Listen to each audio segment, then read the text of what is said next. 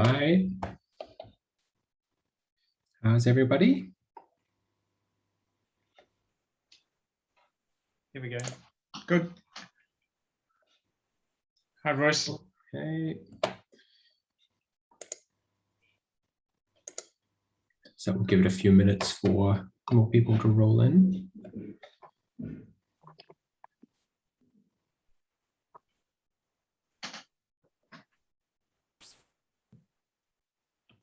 Hey, Croxy, how are things down your way? Sorry, I was just playing with my sound settings. I trying something new to try and deal with being on Zoom and having a hearing disorder. So playing sound into only one ear and seeing if my brain can process language that way.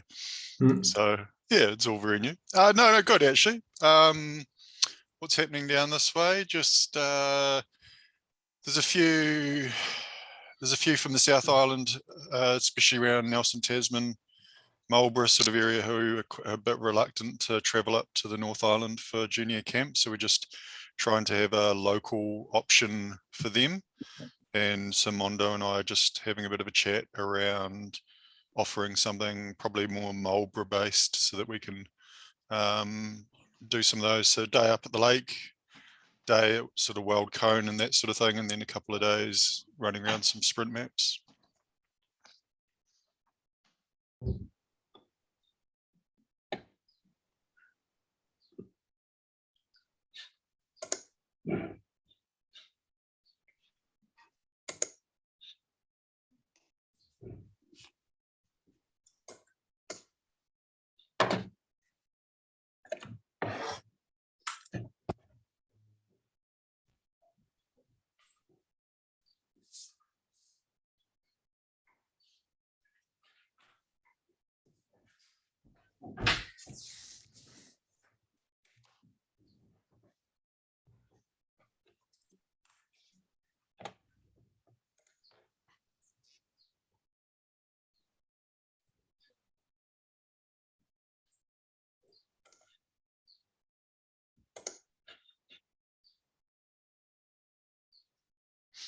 Things must be getting a bit tantalizingly close for Auckland at the moment for a few possibilities. Certainly Cameron's been very busy.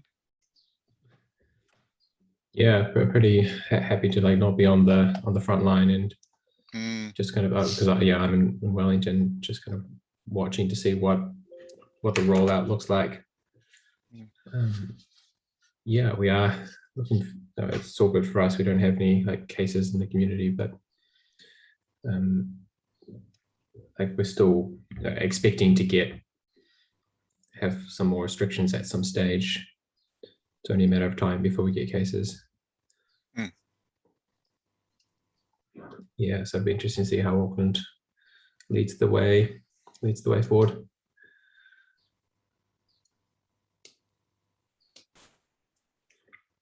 Okay, we'll get into it, I think. Enough? Yeah. So thanks everyone in the community group for coming back on for another month. Today we've got there's a few little pointers that I'll bring up at the end, but most of it is going to be us talking with and hearing from Russell Hyam. So many of you will know Russell because he's been involved with ONZ and just with orienteering for quite a long time. But he's with Red Kiwi Orienteers, and he has headed a training day for kids a few weeks back. And I was lucky enough to be there as well and just see how successful it was. So there was a number of things that went really well, and I think there's a lot of good tips that he's got to share. So listen up, take some notes, and get some ideas for how to run a very effective and efficient training day for kids, and build on the ideas that he's got, and see if you can maybe add some things to it. So Russell, thanks for joining, and I'll let you get into what you did. What was the whose idea was the training day, and was it a problem that you guys were trying to solve? Was it the club had always wanted to run a thing like this, or was it just your idea? No. Right, I'll start. Well, I'm impressed with the lineup I've got of people in front of me here. No, so it all happened by accident. One of our members, actually she's a sort of sometime member, invited us to map her farm and run events there.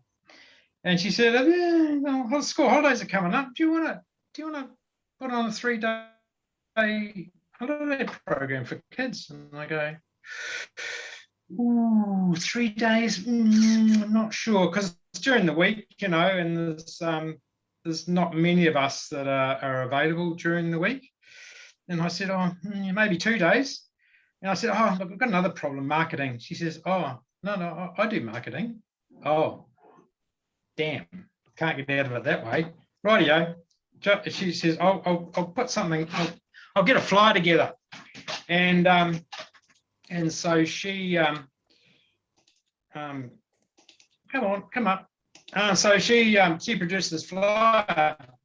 Yeah, your Wi-Fi is pretty average, Russell. Is there a way to get a wide connection? Oh, is it? To your my Wi-Fi is. Well, I'm assuming your Wi-Fi. There's no way to get a wide connection. I could go out and annoy. No, I could go and annoy my wife. I could send her to the bedroom and go to where the Wi-Fi is. No, maybe. Yeah, I'll maybe do that. I'll just try that. Shall I? No. Okay. Cool. Okay. Yeah, it is pretty damn not very good here. So she produced this flyer, like in an evening, sent it to me, and said, good, that's good. Flick it out. So she did. And she flicked it out to. Can you flick Facebook? it to the flyer? Is this a flyer or just a photo? That's the flyer there. I'll just. Oh, there we go. There we go. Yeah. Right. So she produced this flyer, and then she sent it via email to quite a lot of schools, Sport Manawatu, a number of Facebook groups. And people she knew, because she's in the adventure racing fraternity, and of course, and she's a mother of 3 children. So there's that parent thing that goes on, with women and all that stuff. So she sent it out to that, and the response.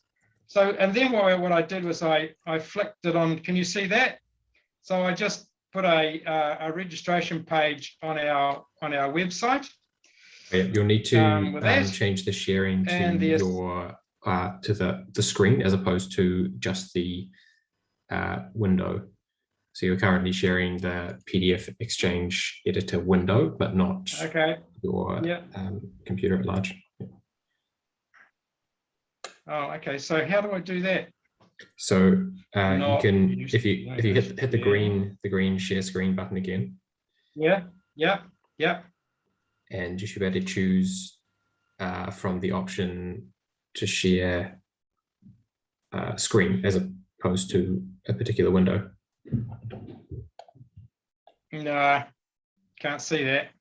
Oh, screen. Cool. Got it. Yep. Okay. How's that better? Looks the same here. Hey, no? Oh, sorry. Oh, yeah, okay.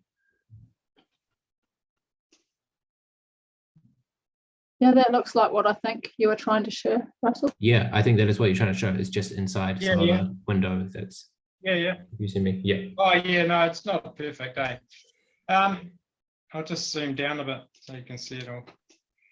Anyway, so I set that up on our website, which is one of the membership database. It's a membership database website through RevSport that we set up.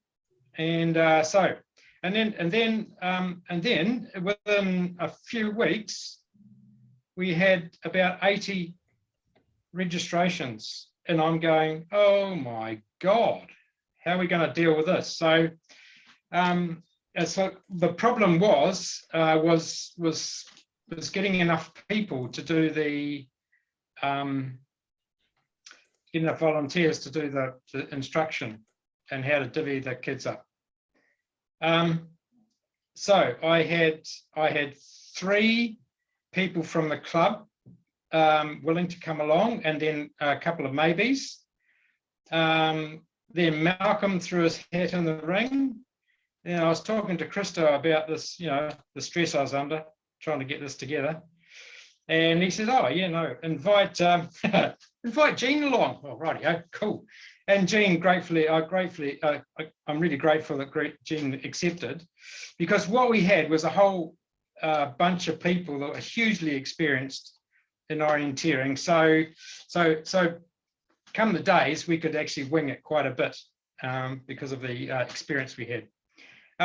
So the second part of the process was to, it says my internet's unstable, was to get a Gmail form together where I just, got all the details of the kids, and for health and safety purposes, we needed emergency contacts people. What experience has your child got? And 90% of them were 0. Do you have a compass, medical issues, anything more about your child? Does he have ADD or all the rest of that drama? Whether you're coming 1 or 2 days, and so forth. So, and some emergency contacts. So they filled that out. And so it sort of ended up that the people that actually came was about 72. 72 kids, which are going to be dropped off. And we had about, how many adults were there, Jean? About, 10, maybe? 8. I think it was a bit less. 10 adults. Yeah, a bit less than 10, yeah. Rightio. So with those numbers, I streamed them by experience, by age. And we had Kim, the woman whose farm we were mapping, and she had 3 kids that came along as well. She was one instructor. My wife was one instructor. I was one. We had Tony Patterson, who's a long-standing Red Kiwi member, and we had Jean and Malcolm. We gave the older kids to Jean and Malcolm. I took the middle lot, and we gave the younger kids, well, by the way, the kids were from 7 to 14, and there was quite an even spread amongst the ages. And so the woman got the younger kids. So the structure of the program was 2 days. First day was on a farmland, and the structure of day 1 was we had I set 3 white courses, and the first few hours it was a walk and talk. So we wandered around a course and talked about how we would tackle. First of all, we went over the map itself and how to use the map and all that first initiation stuff. Didn't get too much into compasses, but got them to orientate the map, obviously, using the sun. And luckily, there were 2 fine days. Beautiful. And so we had 6. So I had 3 white courses, and we went around one way for the walk and talk for each group. For each group, one went one way and one went the other way around the courses, and the courses looked like this. That was one course. Can you see the screen, guys? Yeah. No, I can't see any courses. Have you? Yep, now I can. Yeah. Cool. So they were just very, very simple white courses, and each course had a number of different features that I put controls on, so they knew what the symbol looked like in the field. It was all really, really basic, simple stuff. And so one group went round 1, 2, 3, 4, 5, 6, and the other group went the opposite direction. I had another map which had them numbered correctly, the opposite direction. So we had 6 groups going, using 3 courses going in opposite directions. And then that was before lunch, and after lunch, we did the same, but we moved the kids from one course to another and then let them loose, or let them decide whether they wanted to go by themselves, or whether they wanted to go with a parent, or whether they, however, but they were having a crack at orienteering.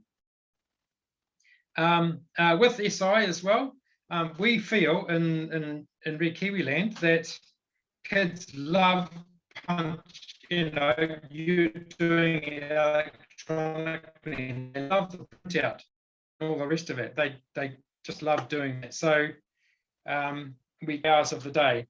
And then what we did was there's course 3, and then to finish the day we had a maze course, just a really quick fun thing for them to do, and it looked simply like that. Those buildings is the woolshed, and the fences are the yards around the woolshed, and then we designed some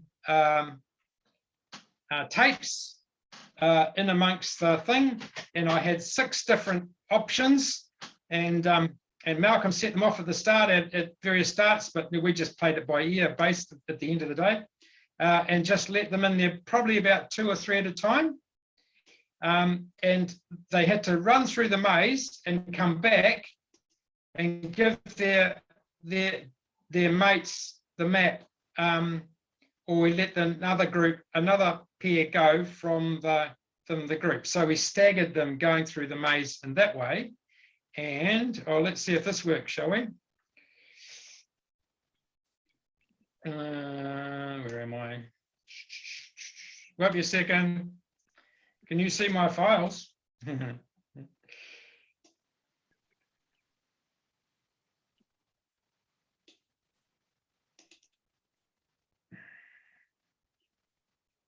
Oh, hang on. No, not that one. Training event stuff. Right.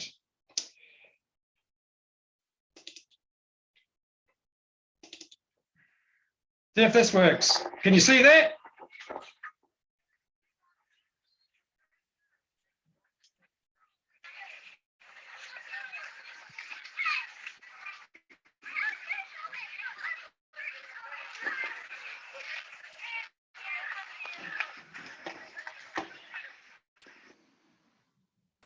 Did that work, folks?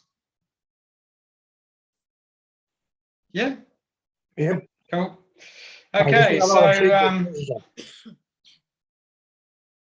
sorry? Carry on. Didn't hear that.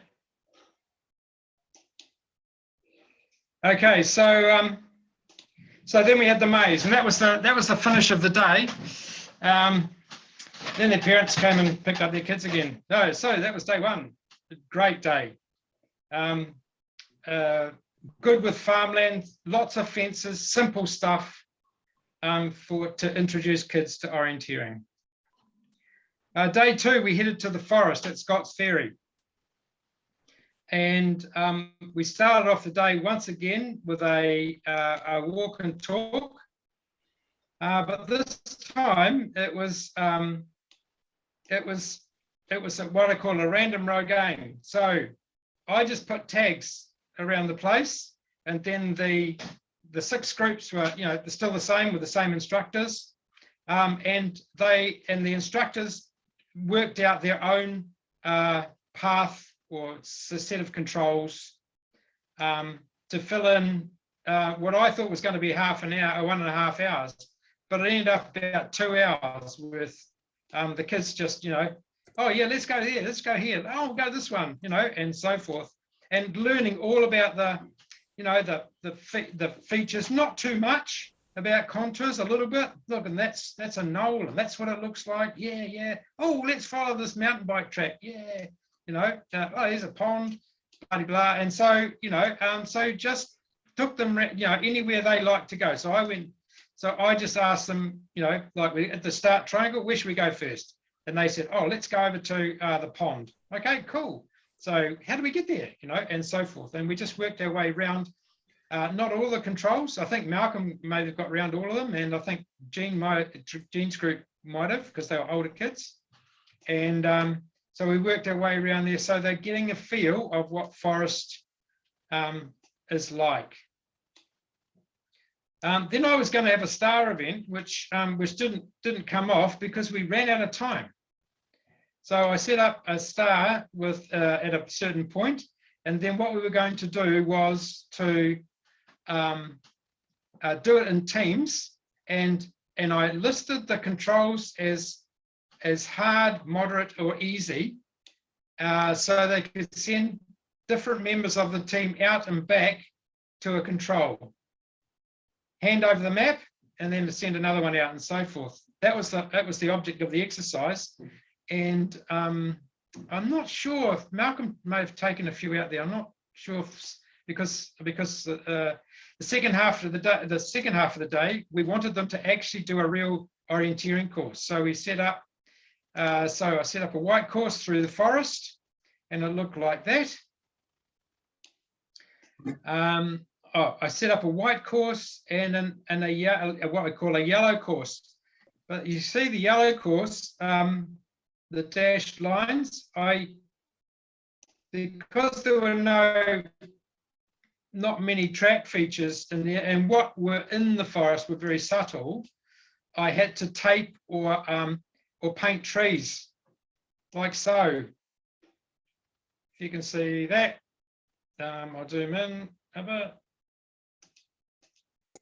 Russell, sorry, the Zoom call's a little bit behind, so we're still seeing the image of the white. Oh, sorry. White course. So maybe start again from your thoughts on the white course. Yeah, it just seems like there's a bit of a delay, okay. But we get it eventually. Yeah. Yes. Okay, cool. Sorry, I'm whipping ahead too fast. So here was my white course, and this was like we sort of simulated a real event.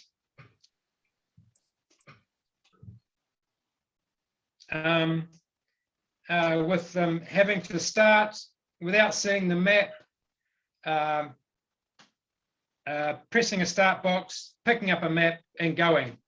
They could choose whether to go by themselves or in a group, and they could choose to take a parent with them or have whatever. And so they accomplished that. And then when they had finished, if they wanted to go out again, they could do the yellow course, which was marked by those, and it looked like that.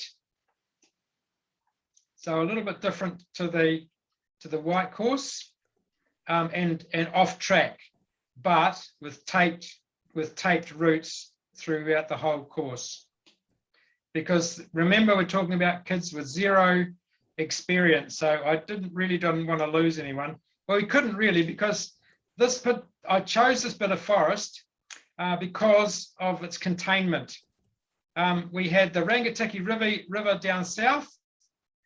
We had the Tasman.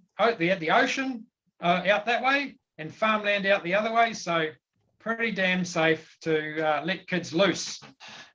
Whereas the other side of the road, to the north of this map, they could go forever, like to Wanganui, and we'd never find them. So, we let them loose, either going around a yellow course again, or I gave them a map with all the controls, and they could just do a Rogaine type exercise. Go and find as many as you can. So we filled in the afternoon with real events, with them more or less, with some of them by themselves who felt capable. And or whatever. And a few people went up and did the STAR course to fill in the afternoon. So it was 2 days of fine weather with excellent coaches, really neat kids that were attentive and interested in what we were doing, I think, and it all just fell together. And it gave me a lot of stress because I was setting all this up by myself. I should really have got some help, but I just didn't really. So there you go. 80 kids, 2 days, and who really enjoyed just getting out and doing some running around in the forest, doing some orienteering. There you go. Anything else you'd like to ask me, General Manager Jean? I had one question about the timing. How did you have that set up, and what was the printout that you were giving them? Oh, I was going to do real timing and real printouts, but because it was, sort of mass chaos on the day, we had an old school SI set that they simply downloaded to, and we printed them off. I thought that I might be able to drag the data off when I got home. However, the stuff we've got is so old, I've lost the drivers for the thing, for the black box that does the printout stuff. And so I just had to flag that.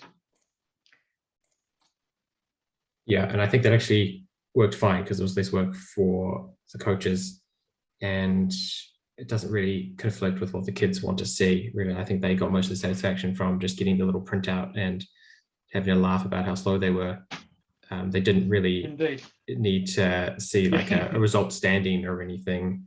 So having it set up on the computer to analyze that stuff is, I don't think, was actually necessary anyway. No.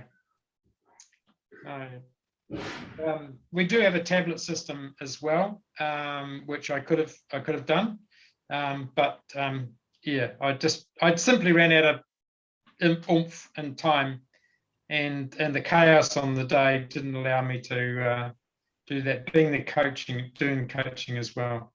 So that splits printer, was that like a special printer, or is, because I've never actually seen that before. I thought you had to use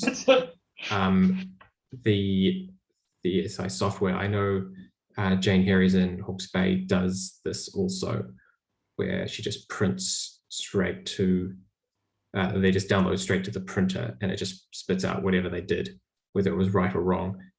How can, how's that set up? What do you have to buy as a club to get that to work? Oh, you can't buy it anymore. It's defunct. It's old. It's so old. There is a new system, SI Android, is the replacement system for what we had. Or there's SI Droid, but I tried to get a Bluetooth printer to work to SI Droid, but I've failed, and I'm trying again to get an appropriate printer for SI Droid, which makes it really simple. They just download it onto a tablet, and it prints out automatically, and it prints out the course, not just what they did. But in this particular case, it was only what they did. It's just a dumb printer. Is it like this, Russell?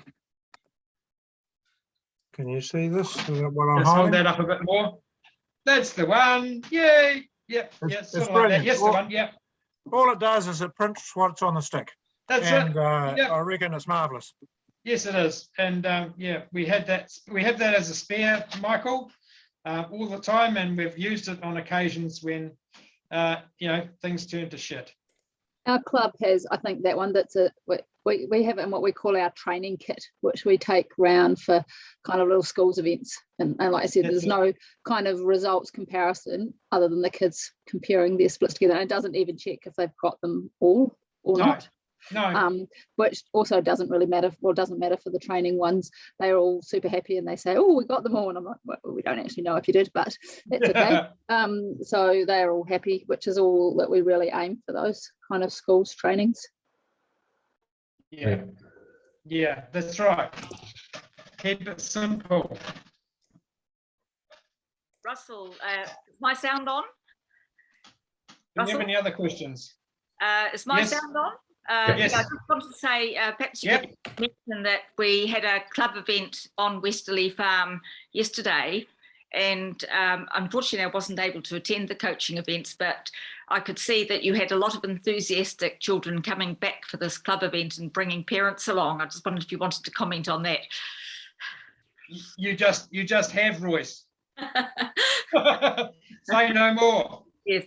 Yeah, Well- so what we did there was, I was prompted by Kim, the marketing person. She emailed me or texted me a few days before the club event and said, Russell, are you going to remind people that we're having an event? You know, the people that attended the training program, are you going to remind them? Oh yeah, all right. Oh, yeah. So I sent them all an email reminding them that it was going to be on, and they can practice the skills that they've learnt on our 2-day thing. And yes, and quite a few of them turn up.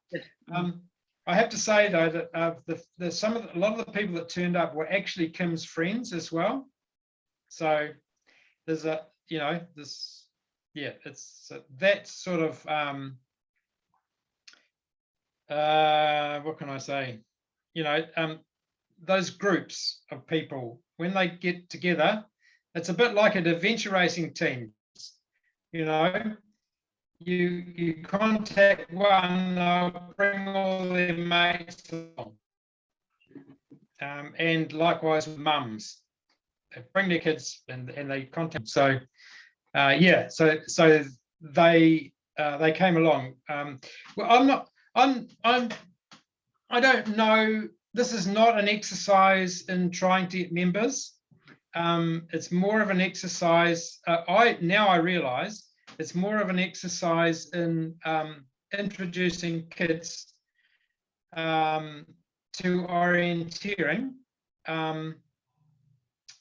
real orienteering, over a couple of days in the school holidays,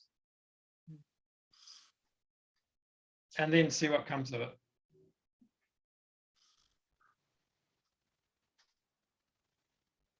The price point that you put it out at was pretty good. How did you achieve that? The price, yeah, Pretty good well, holiday program for the kids. so our marketing person, she wanted 3 days, which I thought was a bit much for us as a club to handle midweek. But then she said, just charge them. Like, how much are you going to charge them? I said, oh, 15. No, she said, no, do it at $20 a day at least. And then maybe $30 for 2 days, which is what we charged them. And that didn't stop them, did it? So yeah, we could have charged probably a bit more, but that's not the object of the exercise. Sorry, just can everyone hear me? Just double checking. Just a quick question on the cost side of things, because in Auckland, obviously we could probably run something similar, but our issue is always going to be the numbers involved and the amount of effort. Do you have a sort of a feel for how much you could have charged per person? Yeah, I reckon we could have charged probably, well, she said $40 a day, and I sort of pared it down to $20 a day. So because we're occupying our kids for the whole day, that's probably a cheap day for a holiday program for parents to take their to drop their kids off, or maybe stay with them as required. So I think $40 a day, you'd still probably get quite a few people. Yeah, you can Really probably look at interesting. market pricing for a holiday program as a guideline, Cam. It's just really interesting to me because it seems like it's a popular concept, and if it's commercially viable, there might be people we can sort of approach to implement something which is on a bigger scale. It's a bit more sustainable, I guess. Yeah, from a- that's right, Cam. Like, there's a problem with volunteers Absolutely. until people are getting paid better, and then there's no longer a problem. So So, yeah, how are you gonna pay 6 instructors, Ken? Well, that's a What do very good question. What are your ratios going to be like?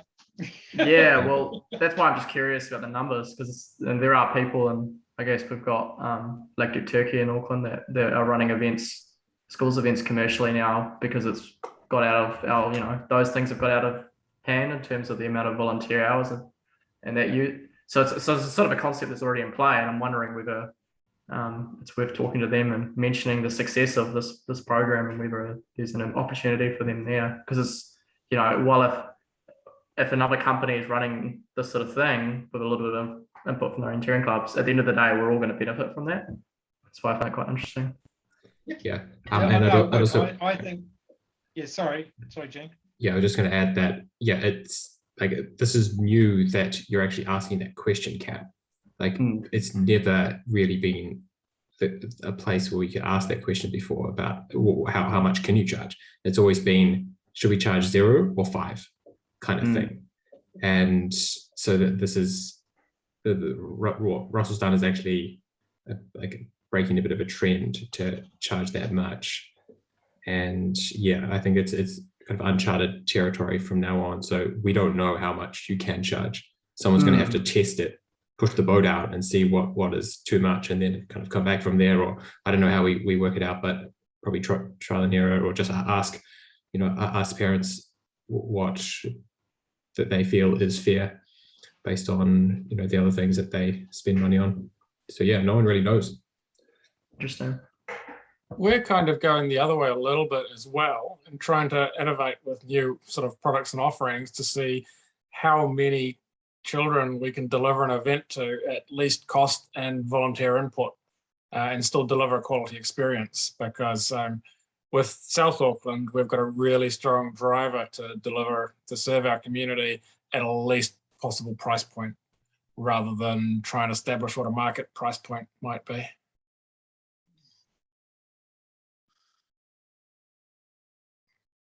Yeah, I was going to kind of make the comment a little bit, is you can probably charge higher, but it depends. You'll get different people. Well, you don't get necessarily different people, but some people will miss out. Will be put off by the price. Yeah, and it's definitely right. The way Anthony was saying, like, different areas have to take that into account a little bit differently. But it is worth noticing that as you change the price, that might affect the diversity of the group that you get, and so you should definitely be mindful of that. And also what Anthony and counties have been so successful with is the funding. So we're not really interested in charging parents more. We're just interested in making sure that we can incentivize volunteers enough to run it. So whether that money comes through really successful grant applications or a bit from the parents, or somewhere in between, then that solves the problem either way. So my opinion on this is that if we had the people, we could have done a holiday program over 3 days, and that might be another draw card to entertain kids over the holidays, which parents will be willing to pay for. However, if you're going to, it's not like an event where you can just set them off and they do their own thing. There has to be ratios involved, where it's not too big. I've had a lot of experience with working with kids at my Makahika Outdoor Pursuit Centre area, and we have 30 kids at a time, which all we're doing really is having fun with them. And I just teach them how to light fires and and walk through water and maybe put up a shelter or something like that. But that's easy to do with 30 kids. But orienteering, I think you need to keep the ratio below 15. 10's probably ideal. And whether that you can turn that into a commercial model, I somehow doubt without volunteer input. Yeah, but Russell, I think probably we're running it for the kids is probably not commercially viable in what you're talking about, but running it for their parents who are adventure racers who want to go out and do well in adventure races, that's the commercial money, because those people will pay $1,500 to learn how to ride, to paddle a canoe down the Waimak, you know, and if it means that they can learn how to navigate slightly better. So I'm just wondering whether or not you're tapping into the right market, but then whether or not the club can do commercial stuff for, you know, like proper training for them. I don't know.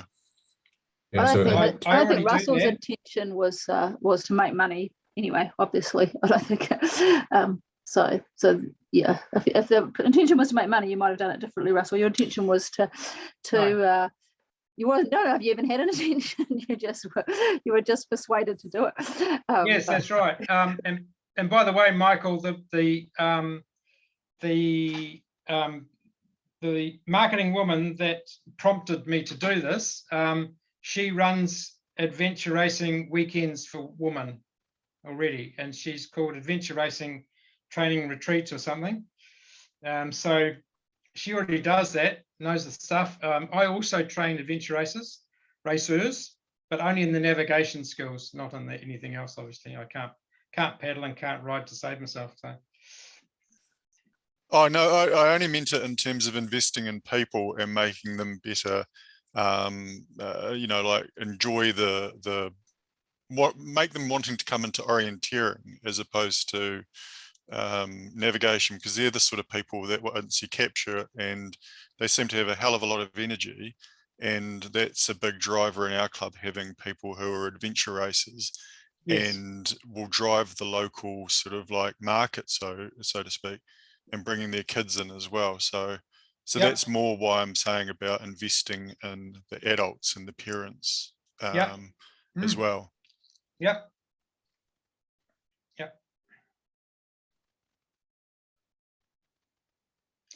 So I don't. Has anyone run a holiday program just for? Oh, by the way, none of them were members. We had one member. That's all. So these are all cold, not orienteers at all, and a few adventure race parents, yes, or associated with adventure race. One woman knows another one. So that was the really interesting part for me. I went through all the listings, and none of them were members or had any orienteering, or little orienteering experience. Interesting, really interesting. Did you ever feel for where they were from? Like, were they sort of, because this would have been up around Scotts Ferry, right? So that's local to Palmerston North, Wanganui, those sort of areas. Were they? Do you think it was locals? It wasn't people coming from further afield, or? No, just local. Yeah, Palmerston, Palmerston, Martin, and rural areas. Yep. Seems to be quite a high attendance per capita of the area, because there's not a huge population.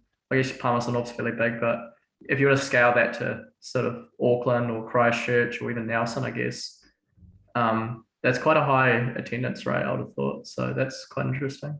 It was interesting. Very. How long does it take to get from, say, one of those residential hubs to Scotts Ferry? 40 minutes. Okay, because one of the things we've wondered of whether it was a barrier here was the amount of time it takes to get out of Auckland to a couple of more ruralified areas to hold sort of training exercises like that, if we're not going to use the city's urban parks like Poacher Park or One Tree Hill and things like that. Yeah, if I do it next time, I'll start with the sprint type or sprint park type thing, then move to a farm and then to a forest. That would be the way I would do it.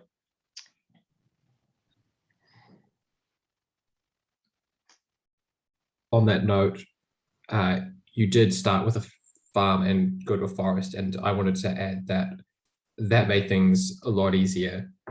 There were a lot of concepts in the forest that are the same to us but different to the kids.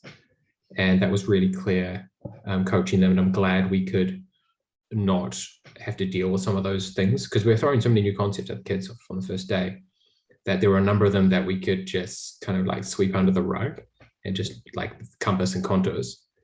We could pretty much ignore compass and contours for the whole first day, because it's so intuitive when you're in this open farmland, what direction things are in. And then that meant, because on both days we had that like walking around on a map and walking around on a map on both days, that we probably spent about an hour and a half on each. And on the first day we did pretty much all the yellow and white skills in the coaching framework, except for compass and contours. And on the second day, we did pretty much all just compass and contours. So it's like an hour and a half just to do those 2 exercises, compared to like the 8 or so techniques we taught. And so I thought that was actually really valuable, something I didn't, I thought it made sense going into it, but I think going out of it, I felt like that was crucial, actually, starting the kids off in an open area. Yeah, it was really good.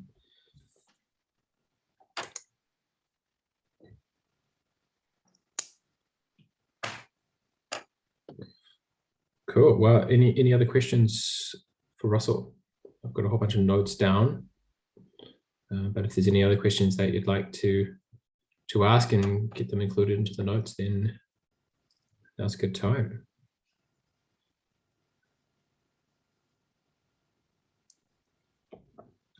Cool. That looks like us, Russell. Looks like you've exhausted us. Cool. Great. Sweet. All right. I'll let you tune out if you want. We were just going to discuss a few other things. Yeah. I'll say goodbye. See you later. Cool. Thank you very much, Russell. You're welcome.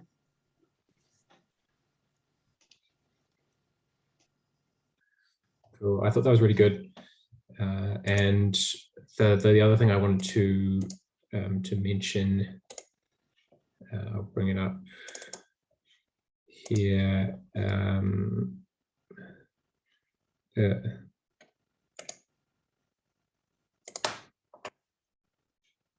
Sorry, I thought I had it. I had it up.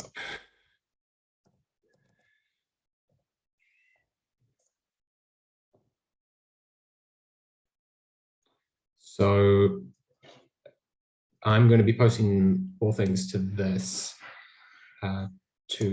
tribe community collaboration platform. This is something that we're trying to find a way to trial this organically. So I'm going to be trying to migrate this group over to putting our discussions onto this web page. I think I might have raised it in an earlier discussion, maybe not. And I want to see if it works for us, basically. I don't want to force people onto it. I need to know genuinely if it works or it doesn't work. So I'm going to send out everyone a link, and I'm going to just post things onto this. And if you have any coaching content that you could post into like this coaching resources section, you'll see the sections down there on the left. Tom's busy posting away also, and we're going to give it a crack. And so the advantage in doing it this way, as opposed to in emails, is we want people who are interested in coaching, who are maybe not in this group. We don't want it to be opaque. We want people to observe that, oh, there's this coaching activity and kind of thinking and community collaboration going on. And we want people to see that it's happening, because if that's something they're interested in, then we want to suck those people in if they're enthusiastic, right? There could be some people who are really interested who are just not in the know enough to get into this little group of ours. And we also are getting, now that I'm kind of known to be like the ONZ helper person, I'm getting people asking me, hey, do you know anything about this? And it would be great if they could first check this website. Imagine in 3 years' time, there's been like enough resources going through this. So we're going to try to do that with this group, and yeah, see where it goes. So that was the only other thing I had. So I'll just add the invite link into the email I'm about to send out. Cool. So I hope you guys enjoyed the talk. And if there's any other questions, other things you want to talk about, are there any, like, your club's aiming to do anything over summer as far as coaching is concerned? Oh, sorry, the other thing, so we're going to run some online coaching kind of upskilling sessions. We'll be running one towards the end of this month, and we are going to use them because we can't, it's a little bit tricky to get people to travel at the moment. No one really wants to commit to anything because of the uncertainty, and that's fair enough. So what we're going to do is just run some online things for those who want to become a level 3 coach. And kind of most people in this group are probably interested in becoming, a development or a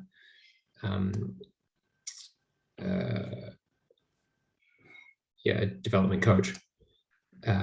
So anyone who's keen can kind of get there.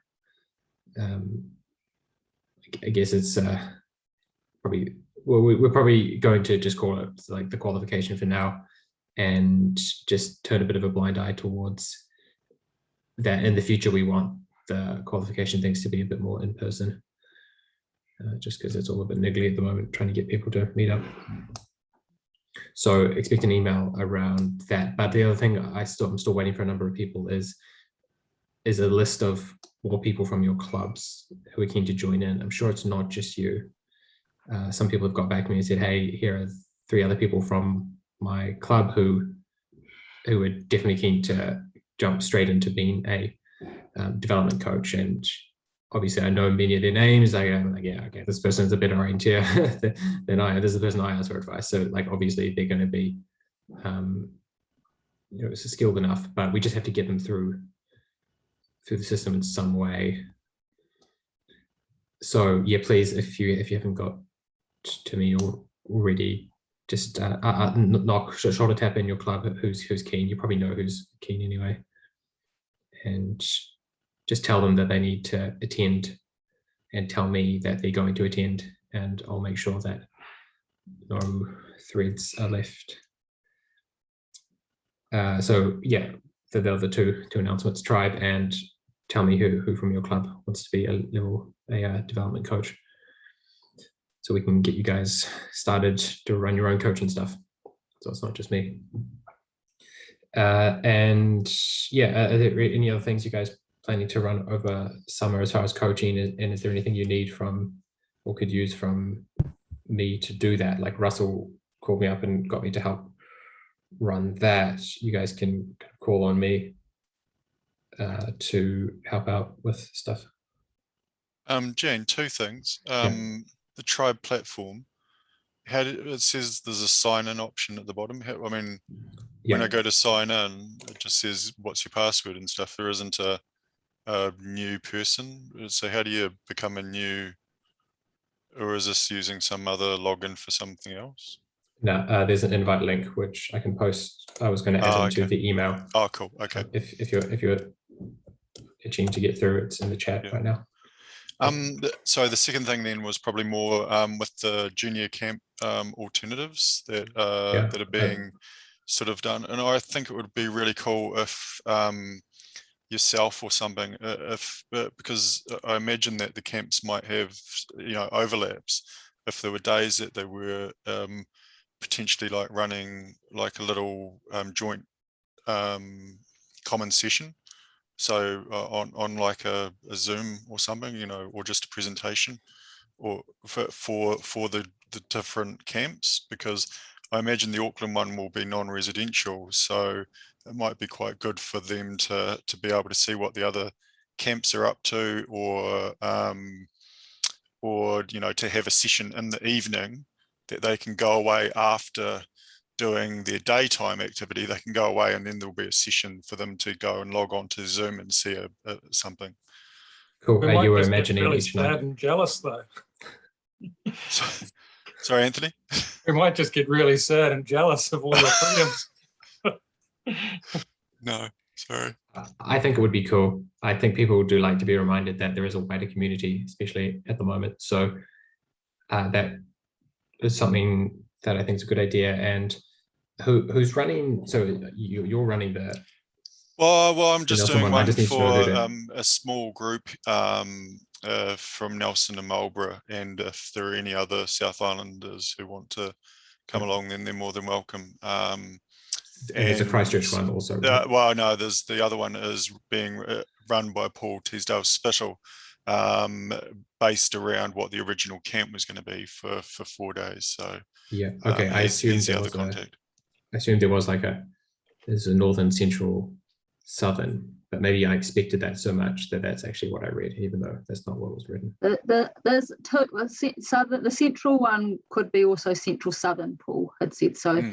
If people want to go to, it's not like you have to go to one there or there. It's your choice and what might be easier, or maybe what your experience is. There is the year 5 to 8 camp, which is at a sort of similar time in Christchurch. So that's just as normal in Christchurch. Well, no, it's not normally in Christchurch. It's every second year in Christchurch and every other year somewhere else. But yeah, so that could absorb mostly probably Christchurch year 9s who maybe didn't even apply to go to the junior camp because they weren't really experienced enough. But so we quite often have a couple or so year 9s or even year 10s at our year 5 to 8 camp. Okay, thanks, Jenny. Kieran, what's going on in Auckland?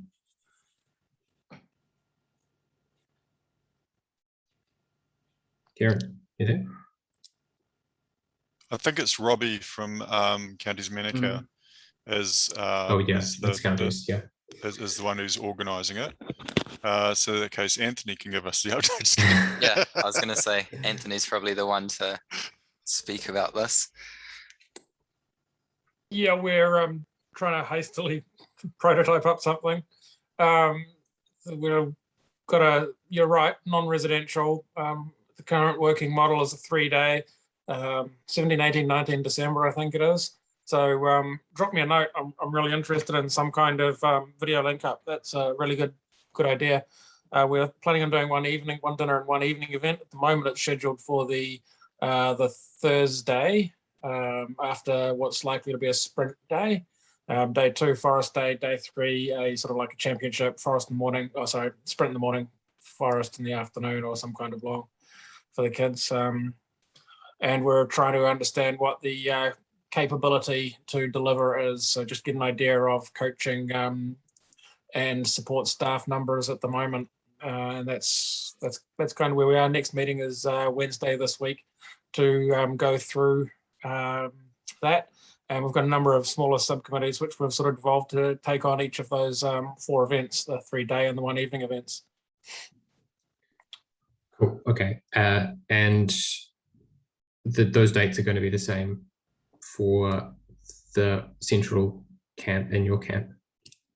I think the central ones are Thursday the 16th to Sunday the 19th. And I think we're looking at similar dates based out of Pine Valley Camp in Marlborough for us as well. So, and Jenny, what dates were you saying yours might be on? It's the Saturday to the Monday actually. So that's, I think it's 18th, 19th, 20th, right? Or maybe 19th, 20th, 21st. 19th, 20th, 21st if I find my calendar. Okay, so there might be one day where we can make it a special event. Yeah. Maybe like that 18th seems to be a bit of an overlap, so we can, maybe it won't be every night.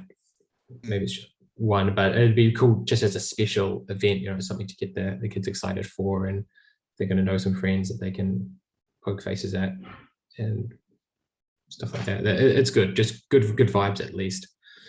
So yeah, that's a good idea. Cool. Anything else? Well, what do clubs need to continue moving forward? I think from our perspective, it's a tricky situation in Auckland, simply because we're not realistically going to be able to have orienteering events for a long time. So Northwest has talked about basically, as the numbers increase, just doing these coaching, well, not coaching, but it's training days where we've got a cap on numbers, or we run 2 sessions. We're going to do one at Slater Road in 2 weeks' time, I think. It's kind of like an event, but just sort of a way, but not. So just a way around the COVID numbers, limiting it, but giving everyone basically a chance to go on a mat.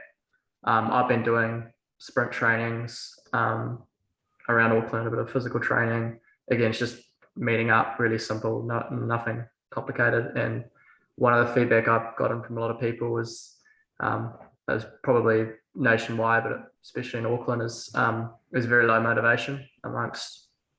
It's not just probably the juniors, the parents as well. It's quite different to previous lockdowns. I feel it's because it's been going on so long. Everyone's very flat and deflated.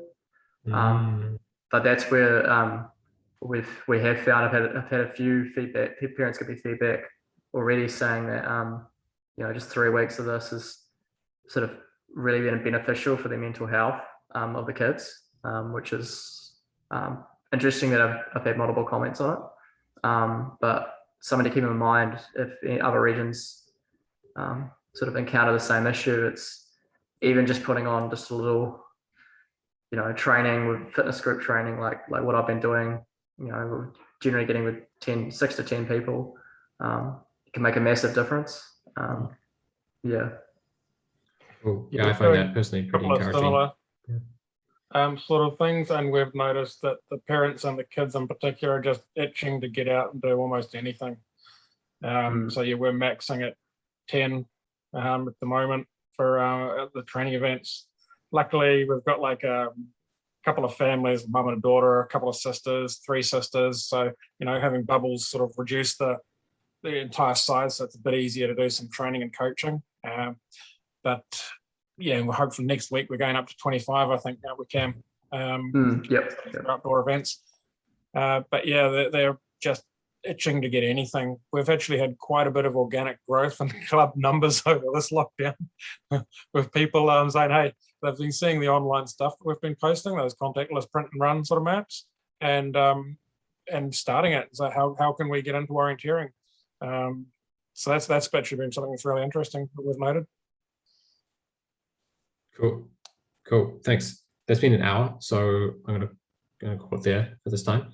Lots of good ideas, really encouraged by the future of this group moving forward. So thanks everyone for putting your inputs in, and I'll see you guys next month. Cool. Thanks, Jane. Thanks, Jane. Thanks, Jane. Thanks, everyone. Thanks. Bye. Oh, Jane, can I quick? Hope to see you all at an event someday soon.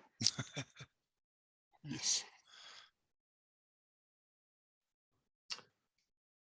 Just had a quick